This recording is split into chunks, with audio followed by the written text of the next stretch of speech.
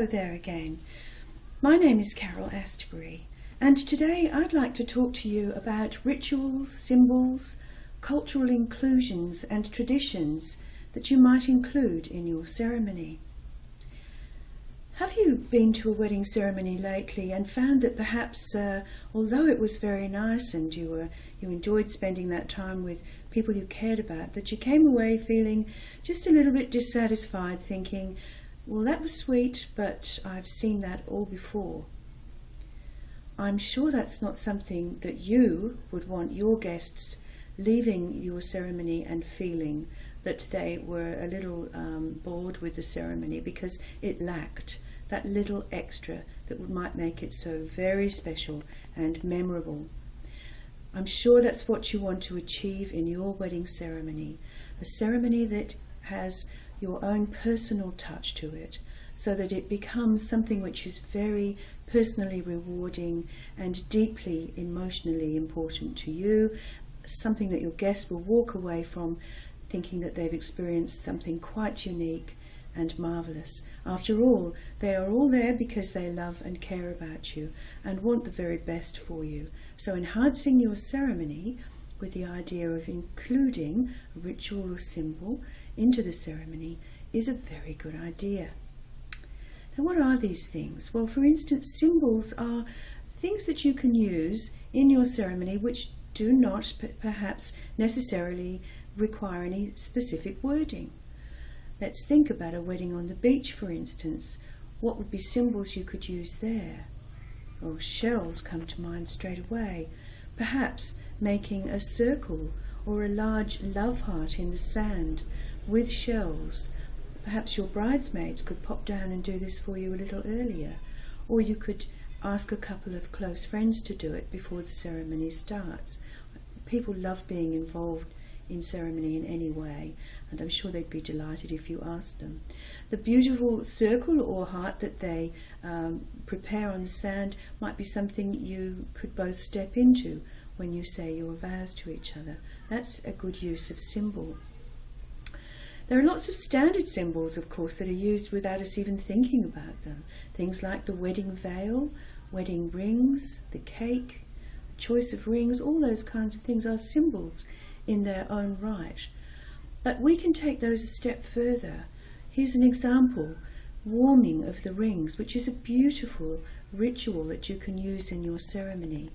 The wedding rings are placed in perhaps a little organza bag so that they'll be safe, and if they're dropped in the grass, they're not going to disappear. The little organza bag means people can still see and feel the rings. So what you would do in the ceremony is the rings will be passed through the bridal party and to the guests. Often we just restrict this to perhaps immediate family and closest of friends. If you've got 250 people at the wedding, it really wouldn't work if all of them were doing it.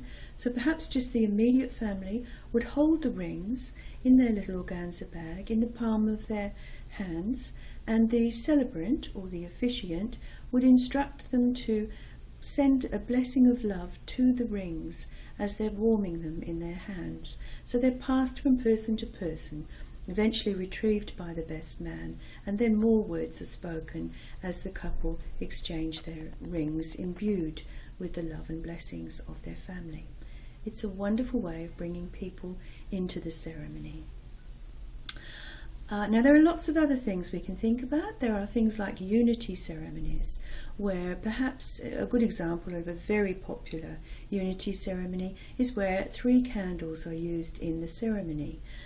The 2 smaller candles represent each of the bridegroom's family and the bride's family, and they are lit at the beginning of the ceremony by a representative of the bridegroom's family and the bride's family, who bring to the ceremony the love and sense of achievement that they have, I suppose, in having brought you to this moment in their lives through sharing their love and devotion to you. The ceremony continues, and then when it comes to the exchange of vows as a symbol of the promise that you've made to each other to stay together forever in unity, the bridegroom would light his family candle from a single taper and the bride will light her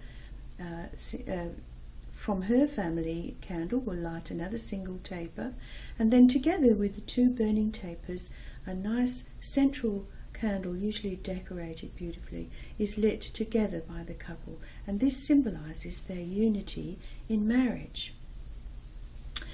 Now there are all sorts of other things you can use. You can use lots of natural things like water. You can use pebbles, where the pebbles might be warmed and imbued with blessings, and then they can either be collected up afterwards or perhaps tossed in the water. Water has great powers of holding dreams, for eternity. That's how we like to refer to it. Now, of course, you could go the whole hog and have a really rich ceremony full of tradition and full of ritual and symbol, and use a hand fasting ceremony. This takes quite a bit of explaining, but I will be putting more details of all of these kinds of rituals and ceremonies onto the website shortly. That's weddingplansguide.com. All our members will be able to access these ceremonies. So there's lots of things for you to think about there. Don't forget to ask the family whether there might be some particular traditions that they've used. There might be some cultural items that you can include in your ceremony that have been used in the family in the past. I've had people use wonderful things that have become heirlooms, such as grandfather's ring as a wedding ring, or mum's veil, or whatever. They're all lovely things to include, and they make your ceremony unique and very precious. So please have a think about this before you decide on the wording of your ceremony. Sometimes it doesn't need to add an awful lot of length to the ceremony. For instance, just incorporating some special flowers or some special things that we've talked about, like shells or stones. They really don't take much more than a few sentences to explain, and they do make the ceremony so much more meaningful. Well, I'll leave you with those thoughts, and if you become a member of Wedding Plans Guide, you will be able to access lots of these in the resources section. So I'll sign off for now. That's Carol Astbury saying goodbye for now, and happy celebrating.